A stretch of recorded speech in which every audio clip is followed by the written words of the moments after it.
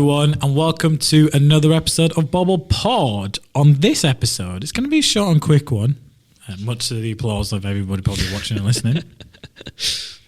This one's called Looking Back on 2024. At this point, we should probably have Don't Look Back in Anger playing. Copyright issues. Move on. I don't know. We'll see if we can get like a non-take that version of it. But as always, don't forget to like, follow, subscribe. And if you're on social media, don't forget to follow my social handles at Mr Bobble Official. Thank you. So looking back on 2024, I came up with 6 predictions in terms of what my digital marketing trends were for 2024. And if you forgot, you can go back to that episode back in January, which we'll tag in. But there were 6 key elements I discussed, which was the biggest trend was going to be AI-led digital marketing insights. Second one was social media overtaking search ads. The third one was AI content is dead, long live content. The fourth one was short form content will be digitally universal. Number 5 was interactive marketing, and number 6 was first party data takes the lead. So what we're going to do is go through each individual trend, and did I hit the nail on the head basically? So James, what did you weren't actually here for my trends. No, I wasn't. Just before we move on, I do feel it necessary just to backtrack slightly. Do you really believe that Don't Look Back in Anger was by Take That, or did I get it wrong? Who's it by? Slip of the tongue. The slip of the tongue. Who's it by? It's Oasis. It's Oasis. Oh yeah, only the greatest band in the world ever. I mean, the Lancashire boys. I don't care. Second greatest band in the world ever. You know what I mean? Yorkshire. Did I say that? You did say that. We're going to leave it in because we're going to leave it in because it's in now. There's nothing I can do, and we've gone forward. It's going to be one of those. My first blooper of 2025. First of many. Right, is that why you guys were giving me evil looks? Jesus. Yep. Right. Okay. So, forget it. Back to the prediction. Sorry, Oasis. Yeah, didn't they cancel at all? No, they haven't cancelled it yet. But it looks like it's going to get cancelled. Well, they'll have fallen out a few times between now and then. So, I feel for you a bit on this because it's really like this. We live in a world that moves so fast, and we're in like a part of that world, aren't we, in kind of like digital marketing that moves faster than like all the rest of the world as well. So it does move really, really quick. And I think doing these kind of predictions is dead hard. So what do you feel you got right? What are the ones you look back on and go, yeah, nail on the head? What are the ones you look back on and go, actually, bit way off there? I think I got 5 out of 6. Go on, tell us what the 5 are then that you reckon we're bang on. So I'll tell you the one I didn't get right, but that's because Google decided to change their mind, which was first party data takes lead. So the idea around that one was that, it all started off well, the Google V2 updates that everybody had to do, which was painstakingly, only then for Google to come out, and we talked about this in the 2024 versus 2025 PPC episode with Circus PPC agency, where basically they were going to get rid of cookies, but they're not. And they've been talking about it for years. They're going to get rid of cookies. And 2024 was going to be the year the cookie died, the year the cookie crumbled, literally. And it didn't happen. Nothing was there to replace it. And I think platforms like Google, Meta, LinkedIn, all these different platforms that all these websites that rely on cookies to track the elements to make money on ads, realised there's nothing to replace it other than what would have been why I talked about first party data takes lead, and we talked about how it would have been. So that didn't happen because cookies are here to stay for now. So that's the one that, because as you just said, it moves so quickly that even though that was a prediction and based on data and insights I had of what was going to happen, Google backtracked. And I think it was a good thing though. I'm glad they didn't, because it keeps the status quo for now. So didn't happen. That's the one that we didn't. All the other 5 I think I hit the nail on the head. Just before we talk about those 5 then, so in terms of first party data, do you think are we saying that was wrong, or did you just go in a bit early? Is that still going to happen? I think you need to be still focusing on first-party data for your retargeting and lookalike targeting campaigns, and the quality of the traffic you drive to the website will determine the quality of leads and conversions you get. So understanding your first-party data and learning from your first-party data. So like that's capturing that first-party data, engaging with your core data in terms of like what are they doing, who your customers are, where do they come from, why are they interested in your product or service, what initiates them to buy. Learning from that is really, really still key. It wasn't wrong because that is what was predicted to happen, and I wasn't the only one to probably predict that, but circumstances changed because there's nothing to replace it. If cookies went, what replaces cookies? And because the next technology isn't there in place, or a more GDPR friendly version of cookies isn't in place, they backtracked on it and it went, which is quite frustrating because the Google V2 update was there for the whole cookie policy element. So they've done that, realized actually everyone's agreed to V2. Do we really need to get rid of cookies? So I wouldn't say it was wrong. I wouldn't even say it's too soon. I just say it was a good prediction, expected to happen, but due to circumstances out of my control, they reversed it. And we talked about it on the previous podcast in terms of 2024, 2025. So it was a good prediction to make, and it was good to get people aware, but it didn't come through. In terms of like the actions we expected platforms like Google, Meta take didn't happen. So they are the deciders, unfortunately, in this situation. So the good thing you can really take from that one, even though it was a prediction that didn't come through to fruition, is still work with the first-party data because it's going to give you that edge. Yeah. Okay. You made a couple of predictions that were to do with AI, unsurprisingly, because everyone was talking about AI this time last year, and still are now, aren't they, to an extent. So AI-led digital marketing insights, and I mean, you've got some real skin in that game, so that'd be an interesting one to kind of hear you reflect on a little bit. But also, AI content is dead, long live content. And I'm not necessarily saying that I'm going to disagree with you on whether that was right, but it's still there, isn't it? AI content is AI content still kind of was everywhere. In the context of SEO. So you can still, content is a very broad term. So AI content is dead and long-lived content was about SEO and AI.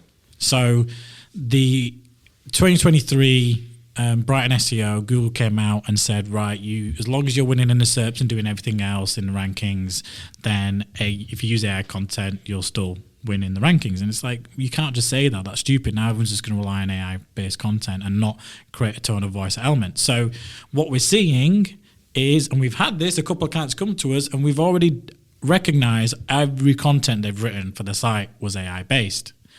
But their rankings have stumbled because it's duplicate content, there's no tone of voice, people don't really engage with it, their bounce rate's high from the website. So all these things have been created because they've optimized their SEO strategy around using AI content to write it. Not good. So that's why it was AI content is dead, long live content. So what you need is good content writers that can understand your tone of voice. You need specialists in your team to contribute towards that content, especially if you're in a niche specialist field. And you can't just rely on ChatGPT just to write all your content. Now, you can use ChatGPT for stuff like, writing headlines, descriptions, social ad copy. That's fine. That kind of content, not got a problem with. You can use it to help you to do presentation, briefs, documents, but don't use it from an SEO perspective, from a marketing perspective. So it's right, and a lot of businesses are producing less content as a result now, which is good, but more quality content. It's quality over quantity every time when it comes to SEO. Now, the bigger the business, the more content you need to produce. The smaller the business, you don't need to produce as much. But it depends who you're competing with. So if you're competing with big multinational companies, multi-million pound, maybe billion pound companies, then they're going to have traffics at the volumes of millions globally going to the website. So you have to have a high SEO budget content organization plan in place. But if you're a local, B2B service business, that's a local law firm, one blog a week is fine. but then be reactional to changes in any kind of legal stuff and provide that information, but plan it in place when stuff happens. So it's quality over quantity every time over the place, but don't just be saying the same thing everyone else is saying. Have your own tone of voice, have your own brand recognition. So AI content is dead in terms of from an SEO perspective, sure. And in terms of writing long form content, having an actual specialist is the way to go forward. And there's water crypto marketing to actually identify AI written content now within search in terms of the BERT Google update that happened. In terms of the AI-led digital marketing insights, yeah, definitely hit the nail on the head. The amount of AI different products that have come out, platforms like Semrush, platforms like Google, Gemini, for example. So many AI tools coming out from different platforms to kind of showcase insights and data quicker. I talked about the focus of AI isn't to replace people or tasks, it's to move from data insights to execution quicker.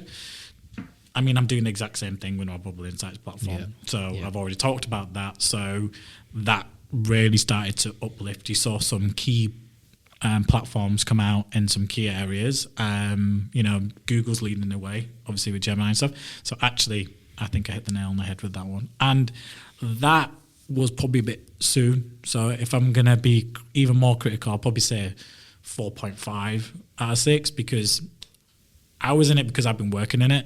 Yeah, and I'm starting to see it come through now, but you'll see a significant bump up in 2025 and 2026. You know how they said video is the next key thing, and it went on for like 4, 5, 6 years? This is what AI is going to be. That's the same as like video. Now we're fully immersive in video, but it took a good 5, 6 years to really get that message across. Like, this is the year for video. This is the year for video. It's going to be the same with AI-led marketing insights. Like, this is the year for AI. This is the year for AI. And it's like, by the time we get to 2030, we won't be talking about AI, we'll be talking about something else. Okay. AI also really good for if you put a song into it, it'll tell you if it's by Take That or Oasis. It's a really good tool for that. Short form content. So your prediction, short form content will be digitally universal. Yeah, so it's so easy to produce quick short form content. Everybody's consuming short form content in the form of video and text. Ads are now, you don't need long form ads. Long form text ads don't really work anymore. Organically on LinkedIn, when you post, long form content does quite well, but that's organic. But obviously everything I give predictions for is from a paid perspective, digital marketing perspective. So yeah, the short form content being digitally universal is key, because you don't need much with ChatGPT, which is, people might say it's hypocritical. It's not, but if you're going to produce short form content, ChatGPT is great for that. You can tell you what you want to do, and you can give it a paragraph and they'll put it down into a few bullet points. That's how you should use a platform like ChatGPT. Condense, get to the point quicker. And we've seen the introduction of carousel ads come in, just like basic, get to the point, step-by-step processes. Video interaction or engagement time is like 2.4 seconds. Yeah. That's it. You look at with someone ironically commented on LinkedIn and said, I find it quite ironic that you're pushing a 60-second video talking about how people engage with videos for 2.4 seconds. And I was like, actually, I see the irony in that. That's a good point. But it's a very, very good point. But I was like, yeah, the engagement time you have to capture their attention is max 2.4 seconds. But we have, so when we say digitally universally available now, is how many videos do you have to go through where the average is only 2.4 seconds? Thousands of videos that we spend our time on. So short form content is digitally universally available now, whether it's short, quick posts, threads. Look at threads that came through throughout 2024. TikTok, it's all short form, quick content. YouTube Shorts, even LinkedIn's got its own video tab now. So yeah, short form content, whether it's in video, whether it's in text, is key. Get to the point. People want you to get to the point now. I've got a challenge for you now. When we do our next recording, which is in a couple of weeks' time, you always record your little kind of promo video that you record on your phone beforehand.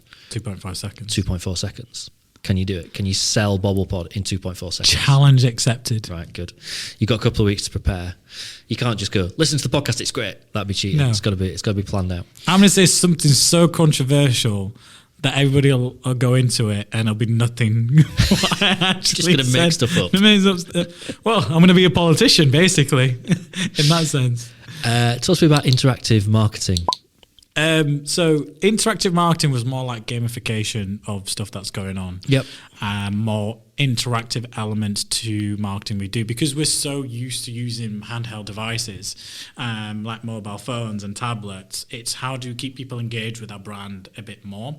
So people coming up with a lot more ways to kind of get involved with their marketing and interactive marketing in terms of what we do it. So that's where you can complete a little quest or a task, or you can, do specific elements within that, and it is, a lot of it is basically gamification, or it's interactive in the way that, for example, you have National History did a post, but it was, when you go on a post and you can move your phone around and you can see the 360 view of it.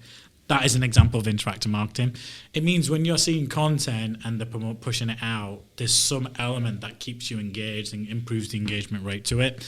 And it's important, and I'm seeing a lot more of it. You see it with like movie studios and films. You see it with like anything gaming. You see it with films. So it's almost like download skins and update that on your phone, or what your phone could look like. Snapchat with the face covers. Yeah.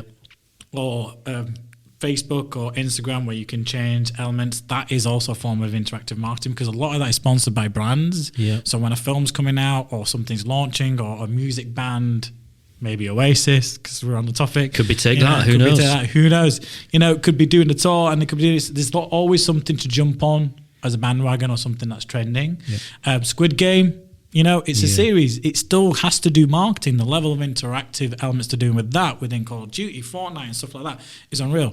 I mean, they're big examples, but as a small business, you can still get involved in that in terms of how you do it. So it's almost like if you're going to do, let's say, a lead gen ad, why not have an ad that allows, or do a post which has a 360 view of your manufacturing, or inside view of a car. So you see this with car ads now. So car ads now allow you to kind of interact with the inside version of the car in the ad.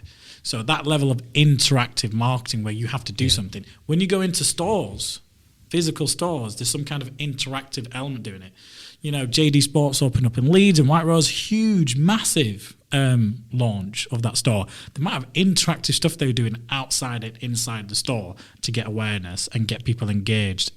It's not about shopping, it's about staying there longer. The longer someone's on your website, the longer someone's engaging with your ad, the longer someone's in your store, the higher chance of purchase or a conversion action happening.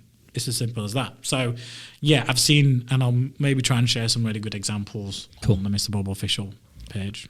Good stuff. Last one that we've not talked about, and you've got exactly 2 minutes to talk about this, is social media overtaking search ads. Oh, yeah. I wonder now, actually, whether or not you could just drop the word ads off the end of that. That seems the direction that we're heading in. Yeah, so it all came down to some tests done on TikTok the year before, which is where you can target by keyword type. But now, when you go into platforms like TikTok, it shows you the top search for topic. X is becoming more and more relevant now, highly controversial what's going on with Elon Musk, but he's got people talking about it. Platforms like that rely heavily on searched topics. People are on YouTube, which is another social platform, video, searching for things. LinkedIn, now you can search and you've got the video element into it. So actually social media, is going to overtake search ads, because search ads is now more low of the funnel. There's more of an intent there, and brands have to think a lot more differently. But social media gives you that level of interaction and gamification, or interactive marketing, or short form content, or that quick dopamine of engagement. But you can be more highly targeted to what you're doing based on actual search terms. And I think a lot more social brands are doing that. So Instagram, you can now search for videos, you can search for sounds, you can search for posts, and people are using that. So you can't really go into Meta and type in specific keywords yet, but I expect a back-end update to come around that. But you can type in certain keyword topics of interest that people are looking for to improve the actual targeting within the platform. But TikTok, you can target by specific search terms. So yes, I hit the nail on the head that a lot more people are moving budget out of Google into social media because it's getting more traction further up the funnel. But then you use retargeting and Google Ads further down the funnel to really capture them. So overall, well done. No, I say four. I say conservatively 4.5 or Should 5. We'll give you 4.75. Thanks. Well Meet done. in the middle. Which is quite interesting because the next episode is I'm going to give my 2025 predictions. Excellent. So I'm still working on that. There's a couple of ones I'm like, I'm not sure about. But I'll keep it to like 5 or 6 again because it's hard to come up with like 10 something. I'm just going to keep it to the main ones, which I think is going to be the key. So yeah, I did well with 2024. Do check out the original episode. Let me know what you think, or if you agree with me or not. Drop us a message on Mr Bobble Official across Instagram and TikTok, or on LinkedIn. And, do follow, like, and subscribe to the podcast. And if you're on YouTube, I've not sent this one so far yet. This year is, don't forget to like, follow, subscribe on that. So thank you for watching. Thank you for listening. And we'll see you on the next episode where I predict my 2025 digital marketing predictions.